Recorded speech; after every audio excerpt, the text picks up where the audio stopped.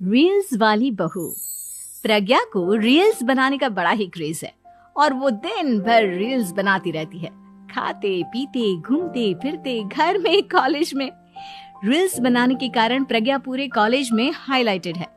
जहां उसकी रील्स सभी को पसंद आते हैं, वहीं मनीषा चिंता में डूबी रहती है। एक रोज जब खाते हुए प्रज्ञा रील्स बना रही होती है, तब मनीषा कहती है, एक मिनट भी चैन नहीं है इस लड़की को। ये नहीं कि खाना तो आराम से खा ले, लेकिन नहीं, अरे थोड़ी देर रील्स नहीं बनाओगी तो आसमान नहीं टूट पड़ेगा।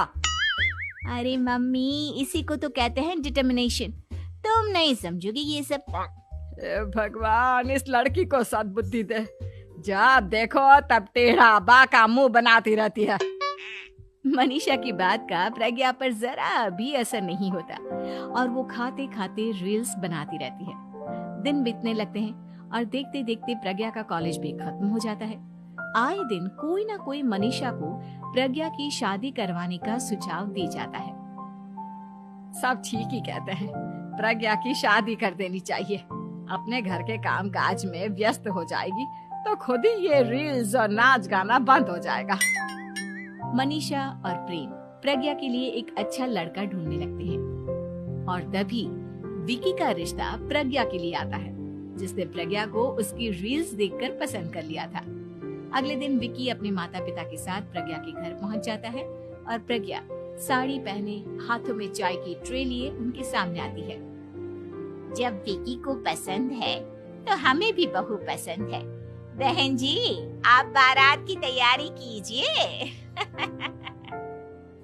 एक बार लड़का लड़की अकेले में बात कर ले तो अच्छा रहेगा। हाँ हाँ, क्यों नहीं। मनीषा विकी को प्रज्ञा के कमरे में भेजती है, जहां प्रज्ञा पहले से ही रील्स बना रही होती है। तभी विकी कहता है, आ गए आपके साजन जी। हमारे साथ ये रील्स कंप्लीट करती तो और भी अच्छा रहता। अच्छा जी, अब आ ही गए हैं तो बना ही लेती हूँ आपके साथ। दोनों मिलकर रील्स बनाते हैं। जब वी मीट और तुरंत पोस्ट भी कर देते हैं। फिर विकी कहता है, जब आप साड़ी में चाय लेकर आई तब मुझे लगा कि कहीं मैं गलत घर में तो नहीं आ गया। अब सही है। दोनों की शादी पक्की हो जाती है और शादी के दिन भी प्रज्ञा रील्स बनाने से चूकती नहीं। यहाँ तक कि बारात के समय भी नाचते हुए रील्स बनाती है। सभी लोग प्रज्ञा की तारीफ के पुल बांध देते हैं और प्रज्ञा नाचती गाती अपने ससुराल चली जाती है। सब कुछ अच्छा चल रहा होता है। प्रज्ञा यहाँ भी दिन भर हर चीज की रील्स बनाती रहती है। लेकिन कुछ दिनों के बाद जब सुनीता कहती है, बहू, ये रील्स के साथ साथ कुछ काम भी कर लिया करो। वैसे तुझे और क्या क्या बनाना आता है? मम्मी जी, वैसे तो सब कहते हैं कि मैं सब कुछ अच्छा बनाती हूँ, लेकिन मुझे लगता है कि मैं मैगी अच्छा बना लेती हूँ। हाँ, कॉफी भी अच्छा बना लेती हूँ और मुंह तो सबसे अच्छा बना लेती हूँ। हैं? अच्छा अच्छा।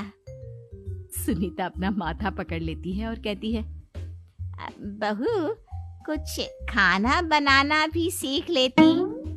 मम्मी जी, मैं लंबी प्लानिंग कर रही हूँ।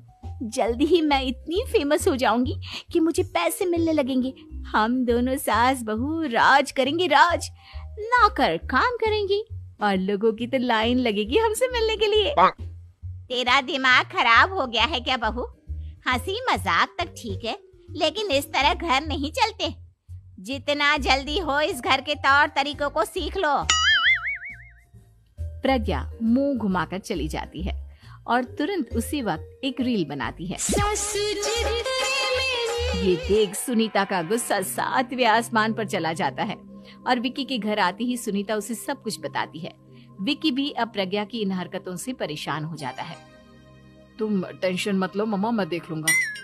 विकी कमरे में जाता है तो देखता है कि प्रज्ञा रील्स बना रही है।